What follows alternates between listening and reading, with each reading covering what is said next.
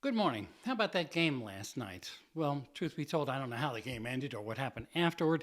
Since owing to an early morning commitment today, I decided to record this message last evening. But I have to tell you, before the game, an NFL referee came here into my office, threw a flag penalizing me for not loving Patrick Mahomes.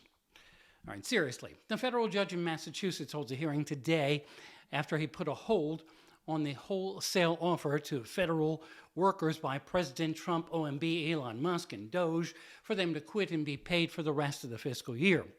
65,000 have reportedly said okay, and the judge's delay only prompted more workers to respond, resign in all caps, Trump style.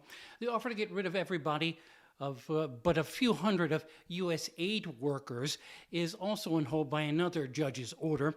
What's important to know about these efforts to stop cutting the federal government workforce is that they're all based on claims that Congress appropriated money, and Congress should have a say in pulling the plug on any agency. Speaking of which, Ohio Republican Congressman Mike Turner on ABC's This Week declared strongly that USAID is not a criminal enterprise. That's what Elon Musk had called it. There's a lot of friction between Turner and Trump since Turner was a former House Intelligence Committee chair who criticized Trump's handling of classified documents at Mar-a-Lago. When Speaker Mike Johnson told Turner he was losing the chairmanship, Johnson cited issues with the returning president. Turner was also angry at Trump over the Springfield, Ohio allegations, Springfield being in his district. As for Musk and Doge, Trump, in his Fox News interview ahead of the Super Bowl, hinted the Pentagon could soon be a target with billions of dollars in waste. That's when we might see some pushback from Republicans since defense spending goes in every which direction.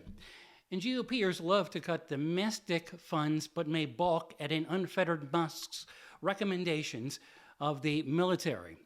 Trump ends the week with good polling news. The CBS News YouGov poll shows 53% of all Americans approve of the job he's doing. And even if you don't like it, a full 70% say Trump is doing exactly what he said during the campaign. Speaking of which, there are some more tariffs coming that we're going to hear about later on this morning. And most Americans, though, in this poll want to see Trump do more to lower prices, and a good majority thinks that the U.S. taking over Gaza is not a good idea. However, the White House was tickled with the results, noting it was the highest job approval that as President Donald Trump has ever had. And now back to the city of Springfield, Ohio, suing neo-Nazi group Blood Tribes, which actually made a thing of Haitian migrants settling in the city before most had ever heard of it. Blood Tribes protests led to the idea that Haitians in Springfield were eating cats and dogs, something that, of course, was amplified by Donald Trump in his debate with Kamala Harris. With Ear on the White House, I'm Bob Costantini.